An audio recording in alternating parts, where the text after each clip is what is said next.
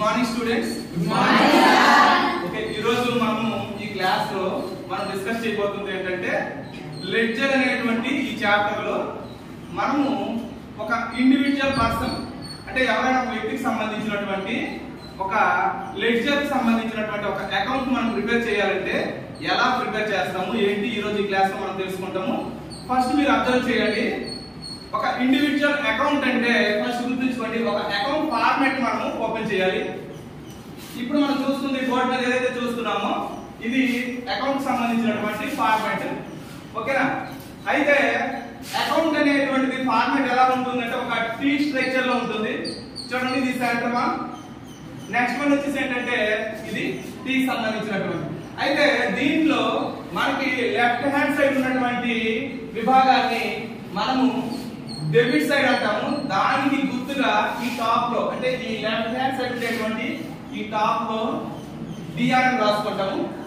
అలాగే ఈ సెంటర్ కి మనకి రైట్ హ్యాండ్ సైడ్ ఏదైతే ఉందో ఇటువైపు ఉండేటువంటి ఆ విభాగాన్ని మనము క్రెడిట్ సైడ్ అని పిలుస్తాము. దానికి గుర్తుగా సిఆర్ అని రాసుకుంటాము. ఓకే పిల్లలు, అంటే ఒక లెడ్జర్ అకౌంట్ లో లెఫ్ట్ సైడ్ ఉండే విభాగాన్ని డెబిట్ సైడ్ అంటాము. లెడ్జర్ అకౌంట్ లో రైట్ సైడ్ ఉండేటువంటి దాన్ని క్రెడిట్ విభాగం అంటాం. అయితే ఒక ఇండివిజువల్ అకౌంట్ అనేటువంటిది ప్రిపేర్ చేయడం మనం ఏదో తెలుసుకుంటాం మనం కదా.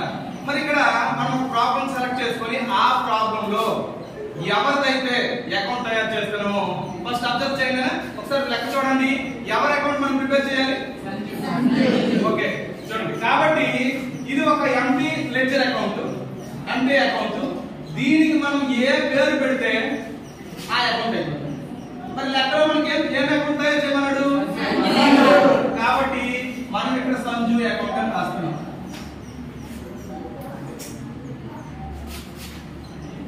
ఇది అంటే ఇప్పుడు ఏదైతే మనం సంజు అని పేరు రాస్తామో ఆటోమేటిక్ గా ఈ అకౌంట్ అనేటువంటిది సంజు అకౌంట్ అవుతుంది. ఈ పేరు రాయింది ఒక ఖాళీ, ఒక ఎంటీ అకౌంట్. ఇప్పుడు మనకి లెక్కలో ఏం చేయమన్నాడో, ఎవరి అకౌంట్ ప్రిపేర్ చేయమన్నాడో వాడి పేరు రాస్తాం. నెక్స్ట్ ఈ అకౌంట్ ప్రిపేర్ చేసేటప్పుడు మీకు కొన్ని రూల్స్ అనేటువంటి షార్ట్ కట్ రూల్స్ అనేటువంటి చెప్తాను, చాలా స్పష్టంగా వినండి, అబ్జర్వ్ చేయండి. ఈ అకౌంట్ లో మనము సాధారణంగా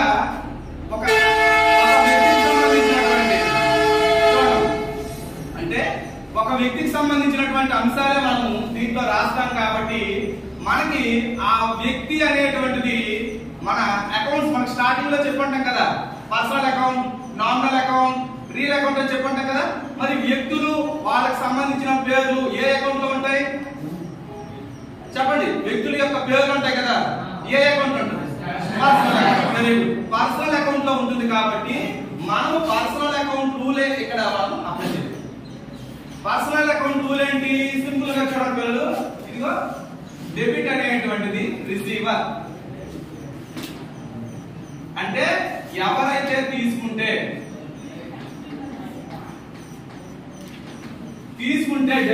డెబిట్ సైడ్ రాయాలి. క్రెడిట్ ద గివర్ కదా, కాబట్టి క్రెడిట్ అనేటువంటిది ఇస్తే అంతే కదమ్మా. ఇప్పుడు మీరు అబ్జర్వ్ చేయాల్సిందల్లా ఏంటంటే మనం ఎవరి అకౌంట్ అయితే వేస్తున్నామో సంజు అనేటువంటిది ఒక పేరు, ఈ పేరు అనేటువంటిది personal account. Personal account rule నే మనం ఇక్కడ అప్లై చేస్తే చాలా సింపుల్ గా అతి షార్ట్ కట్ లో మనము ఈ లెడ్జర్ అకౌంట్ అనేటువంటి మనం చేసుకోవచ్చు. మరి పర్సనల్ అకౌంట్ రూల్ అంటే ఇక్కడ చెప్పాను చూడండి, తీసుకుంటే ఈ సంజు అనేవాడు తీసుకుంటే డెబిట్ సైడ్ రాయాలి, సంజు అనేవాడు ఇస్తే క్రెడిట్ సైడ్ రాయాలి. ఇప్పుడు మనం లెక్క చదివితే సెంటెన్స్ నీట్ ఎక్స్ప్లెయిన్ చేస్తాను. ఎక్స్ప్లెయిన్ చేసిన తర్వాత సంజు అనేవాడు తీసుకుంటాడు అంటే ఎటువైపు రాయాలి? Debit side. ఇచ్చినట్లయితే క్రెడిట్ సైడ్ రాయాలి. ఒక్కసారి అబ్జర్వ్ చేయండి, లెక్క ఒక్కొక్కటి నేను ఎక్స్ప్లెయిన్ చేస్తాను. ఫస్ట్ పాయింట్ చదవండి. Goods sold to Sanju. గుర్తుంచుకోండి, గూడ్స్ సోల్డ్ టు సంజు అంటే అర్థం ఏంటంటే సంజుకి మనం సరుకమ్మాం, సంజుకి మనము సరుకమ్మాం. సంజుకి సరుకమ్మితే సంజు ఏం చేస్తాడు? తీసుకుంటాడు కదా. మరి తీసుకుంటే ఆ రూల్ ప్రకారం ఎటువైపు రాయాలి? Debit side. కాబట్టి సంజు అకౌంట్ లో డెబిట్ సైడ్ డెబిట్ సైడ్ మనం రాయాల్సి ఉంటుంది. ఓకేనా? అది ఏ డేట్ చెప్పండి. Date April 1st April 1st 2025. Okay, date కాలంలో డేట్ రాస్తాము. ఇప్పుడు మనం డెబిట్ సైడ్ రాసేది సంజుకు సంబంధించి ఏం జరిగింది, అన్నం కాబట్టి వాడు తీసుకున్నాడు కాబట్టి ఇక్కడ డెబిట్ సైడ్ రాస్తున్నాము. ఇదిగో 2 సేల్స్ అని రాయాలి. అన్నం కాబట్టి తెలుగులో అయితే 2 అమ్మకాలను రాయాలి. ఎంత అమౌంట్ మేము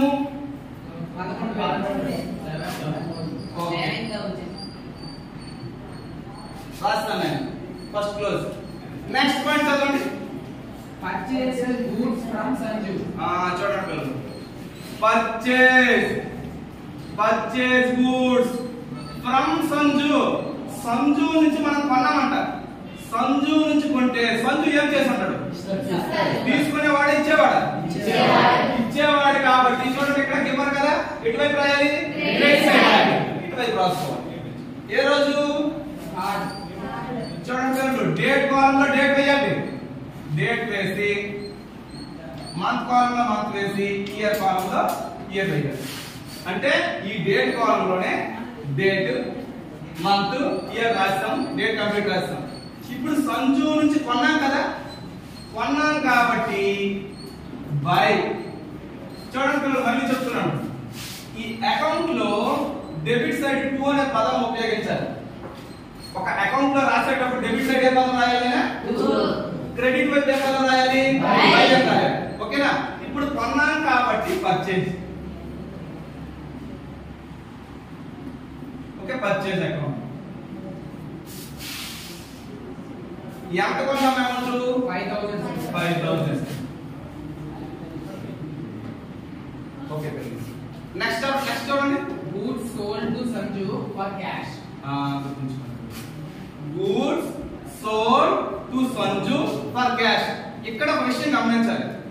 మనం సంజు అకౌంట్ రాస్తున్నామంటే సంజుకి మనం అరువు ఇచ్చినా లేదా సంజు దగ్గర నుంచి మనం అరువు కొన్నా ఉంటుంది. ఇప్పుడు ఏం జరిగింది ఈ సెంటెన్స్ లో, మనము డైరెక్ట్ గా సంజుకి డబ్బులు ఇచ్చాం, డబ్బులు ఇచ్చేసి వస్తువు తీసుకున్నాం కాబట్టి ఇటువంటి వ్యవహారం డబ్బులు ఇచ్చి జరిగినటువంటిది ఇక్కడ రాయాల్సినటువంటి అవసరము లేదు.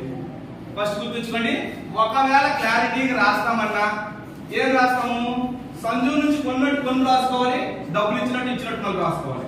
ఇలా రాసిన బదులు పూర్తిగా ట్రాన్సాక్షన్ విడిచిపెట్టాలి. ఓకేనా? Next one, paid amount to Sanju. గుర్తుంచుకోండి, paid amount to సంజు అంటే అర్థం ఏంటంటే మనము సంజుకి పే చేసాం. సంజు ఏం చేసి ఉంటాడు, మనం డబ్బులు ఇస్తే సంజు ఏం చేసి ఉంటాడు, తీసుకుంటే ఎటువైపు రాయాలి, ఓకే. మనం పే చేసింది క్యాషే కదా కాబట్టి టు క్యాష్. ఓకేనా? ఏ రోజు 15 చూడండి, డేట్ కాలంలో డేట్ చేసుకోండి. ఎంత అమౌంట్ ఇచ్చాం, 3000. నెక్స్ట్ చూడండి, goods return to Sanju. Goods return to Sanju. గుర్తుంచుకోండి, దీని అర్థం ఏంటంటే సరుకుని రిటర్న్ చేస్తామట. సరుకుని రిటర్న్ చేస్తాం ఎవరికి, సంజుకి. మనం రిటర్న్ చేస్తే సంజు ఏం చేస్తాం, తీసుకుంటే వైపు రాయాలి కదా, 2 రిటర్న్. డేట్ ఎప్పుడు, 18. 2 రిటర్న్స్. ఎంత అమౌంట్ రిటర్న్ చేసాము, 500. నెక్స్ట్ అదొండి, cheque received from Sanju. Cheque received from Sanju.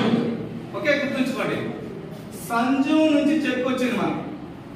Sanju నుంచి చెక్ వచ్చింది, వస్తే సంజు ఏం చేస్తాడు, మనకు వచ్చిందంటే అదేం చేస్తాడు, ఇస్తే ఎటువైపు రాయాలి.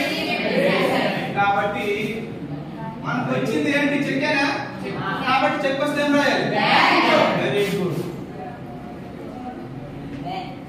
డేట్ వచ్చి డేట్ 20. ఓకేనా బాయ్. అమౌంట్ ఎంత, 2000. ఓకే.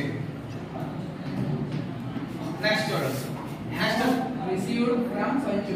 చూడండి, అమౌంట్ రిసీవ్డ్ ఫ్రమ్ సంజు. ఇప్పుడు చెక్ ఇచ్చాడు, 2 రోజులు పోయిన తర్వాత నెక్స్ట్ ఎప్పుడు మళ్ళీ డబ్బులు ఇచ్చాడంట. మరి డబ్బులు ఇచ్చాడంటే సంజు ఇచ్చేవాడా తీసుకునేవాడా? ఇచ్చేవాడు ఏం చేయాలి? కాబట్టి బై ఏం రాయాలి? వెరీ గుడ్, క్యాష్ రాసుకో. 20 అంటే ఫస్ట్ రోజు వెళ్ళాము, క్యాష్ లేదు, చెక్ ఇచ్చాడు 20వ తేదీ. మరుసటి రోజు రమ్మన్నాడు, వెళ్ళాము, చెక్ ఇచ్చాడు. ఎంత amount? Cash 3,000. Next goods returned goods from Sanju. Goods return from Sanju. Sanju నుంచి రిటర్న్స్ వచ్చాయి మనకి. సంజు నుంచి వచ్చాయి అంటే సంజు ఏం చేసి ఉంటాడు? సంజు నుంచి వచ్చాయి కాబట్టి ఇచ్చేవాడా తీసుకునేవాడు? ఇచ్చేవాడు. ఇస్తే ఇటు వైపు కాబట్టి క్రెడిట్ వైపు by returns 25. Okay, amount 1500. Next amount paid to Sanju by cheque. గుర్తుంచుకోండి, అమౌంట్ అంటే ఎంత కొంత అమౌంట్ పేడ్ చెల్లించాము. ఓకేనా? ఎవరికి? సంజుకి. చెక్ ద్వారా కదా, అంటే చెక్ అని చెప్పారా? అంటే ఇక్కడ అర్థం చేసుకున్న వాళ్ళు సంజుకి ఇవ్వాల్సినటువంటి అమౌంట్ మనం చెక్ ద్వారా ఇచ్చాము, మనం ఇచ్చాం. మనం ఇస్తే సంజు ఏం చేస్తాడు? తీసుకుంటే ఇటువైపు రాయాలి కాబట్టి ఇటువైపు రాసుకోవాలి. డేట్ వచ్చేసి మనం ఇచ్చింది చెక్కేనా కాబట్టి ఏం రాయాలి? అమౌంట్ 8,000. నెక్స్ట్ ఓకే పిల్లలు చూడండి, ఇది ఈ చాప్టర్ లో మొదటి మోడల్. ఇప్పుడు ఏమైతే చెప్తానో ఎగ్జాక్ట్ గా ఫాలో అవ్వండి.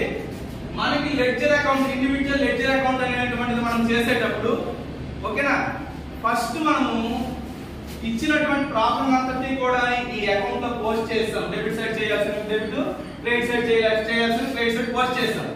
ఇప్పుడు చివరికి ఈ సంజు మనకు బాకే లేదా మనం సంజుకి బాకీ ఉంటే ఎంత బాకీ తెలుసుకోవాలంటే ఖచ్చితంగా వీటిని మనము నిల్వలు అనేటువంటి బ్యాలెన్సెస్ అనేటువంటి తేల్చాలి. అది ఎలా తేల్చాలో నేను ఇప్పుడు చెప్తాను, ఎగ్జాక్ట్ అబ్జర్వ్ చేయండి, తెలుసుకోండి. ఓకే, ఫస్ట్ లెక్కలో ఉన్న డేటా అంతా పోస్ట్ చేసిన తర్వాత మనం ఫస్ట్ చేయాల్సింది లెడ్జర్ అకౌంట్స్ బ్యాలెన్స్ చేయడంలో రూల్ నెంబర్ 1 ఏంటంటే చూడండి, ఈ రెండు వైపుల టోటల్స్ ఉన్నాయా? Debit side total, credit side total. ఈ రెండు వైపుల టోటల్ లో ఎటువైపు ఎక్కువ ఉందో అటువైపునే ముందు టోటల్ చేయాలి. ఈ రెండు వైపులు ఎక్కువ అమౌంట్ ఎక్కడ ఉంది చూడండి. కాదు, ఒకసారి చూడండి, ఇక్కడ ఒక్క దగ్గర ఎంత ఉంది? అది మొత్తం కలిపి అంత లేదు కదా, కాబట్టి ఇటు సైడ్ ఎక్కువ ఉంది. ఇవన్నీ ఉన్నాయి కదా ఇంటి ఫిగర్లు, కాబట్టి ఇటు సైడ్ ఉన్నట్టు మీకు ఏం చెప్పాను? ఈ సైడ్ ఈ రెండు వైపుల్లో ఎటువైపు ఎక్కువ ఉంటే అటువైపు టోటల్ చేయాలి. కాబట్టి ఇది టోటల్ చేస్తాను. ఒక లైన్ గ్యాప్ వదిలేసి టోటల్ చేయాలి. ఓకే, టోటల్ చేస్తే ఒకసారి అబ్జర్వ్ చేయండి. 0 0 5 అంతే కదా. నెక్స్ట్ 3 3 6 1 నెక్స్ట్ మనకి ఏం లేవు, ఇక్కడ వస్తుంది కదా. టోటల్ ఎంత? 17,500. Very good. ఎటువైపు ఎక్కువ ఉందో అటువైపు టోటల్ చేయడం రూల్ నెంబర్ 1. రూల్ 2 ఇప్పుడు చెప్తాను చూడండి. ఎటువైపు టోటల్ చేసామో దానికి ఆపోజిట్ సైడ్ ఈక్వల్ చేయాలి. అంటే ఇక్కడ ఎంత అమౌంట్ వేసామో అదే అమౌంట్ ఎగ్జాక్ట్ గా వేసేయాలి. ఎంత అమౌంట్ వేసామో అంత అమౌంట్ వేయాలి. దీన్ని ఏమంటామంటే ఈక్వల్ చేయడం. రూల్ నెంబర్ 1 టోటల్, రూల్ 2 ఏంటి? ఈక్వల్. ఇప్పుడు ఈక్వల్ చేస్తే కానీ పైన అంత ఫిగర్ ఉందా? లేదు కదా. ఎంత చాలదో అంత ఇక్కడ వేయాలి. చాలంటే ఏం చేస్తాము? దీని నుంచి అంత తీసేస్తే ఇక్కడ చాలని తెలిసిపోతుంది. కాబట్టి దీనికి కూడా ఒక్కసారి మనం షార్ట్ కట్ అబ్జర్వ్ చేస్తే చూడండి, 0 0 0 0 0 0 ఇది తీసుకున్న షార్ట్ కట్. ఇప్పుడు ఇక్కడ 5 ఉంది కదా, 5 కి ఎంత కలిపితే 5 వస్తుంది? 0. ఓకేనా? 5 అయిపోయింది. ఇప్పుడు చూడండి 1 3 4 2 4 2 6 5 11కి ఎంత కలిపితే 7 వస్తుంది? చూడండి ఎలా అంటే ఇలా 11 ఉంది కదా, ఈ చివరి ఎంత కలిపితే 7 వస్తుంది? 6 అంతే. వచ్చింది. మీరు దీని నుంచి ఇవన్నీ కలిపి తీసినదే వస్తుంది, షార్ట్ కట్ అదే. ఒకసారి ట్రై చేద్దాం. అండ్ ఇప్పుడు రూల్ నెంబర్ 1 చూడండి, టోటల్ చేసాము. రూల్ 2 ఏం చేసాము? ఈక్వల్ చేసాము. రూల్ 3 ఎంత చాలదో అంత అమౌంట్ వేసాము. పైన ఎంత చాలదు, ఎంత చాలదు, ఆర్డర్ చాలదు. ఇప్పుడు దీనికి ఒక పేరు పెట్టడం రూల్ 4. ఆ పేరు ఏంటంటే చూడండి ఇక్కడ రాయాలి, by balance. Balance CD, English లో అయితే సిడి, తెలుగులో అయితే తేల్చిన నిల్వ అని రాయాలి. తేల్చిన నిల్వ. ఓకేనా? బ్యాలెన్స్ సిడి రాస్తాం. వన్స్ మనం సిడి రాసామంటే ఆ అమౌంట్ ని ఇక్కడ తీసుకోవాలి. అంటే దాని ఆపోజిట్ సైడ్ టోటల్ దిగులు తీసుకురావాలి. తీసుకొచ్చి ఇక్కడ సిడి రాసాం కాబట్టి ఇక్కడ రాసేటప్పుడు టు బ్యాలెన్స్ బిడి పిడి రాయాలి. ఇక్కడ సిడి రాయాలి, ఇక్కడ బిడి రాయాలి. ఓకేనా? ఇక్కడ డేట్ ఎప్పుడు అంటే ఈ మంత్ లాస్ట్ డేట్.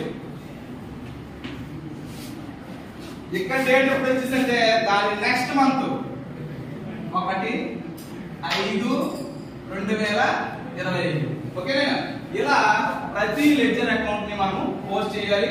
పోస్ట్ చేసిన తర్వాత ఇలా బ్యాలెన్స్ క్లోజ్ చేయాలి. ఓకే, ఇంతతో మనకి ఈ క్లాస్ క్లోజ్. ఓకేనా?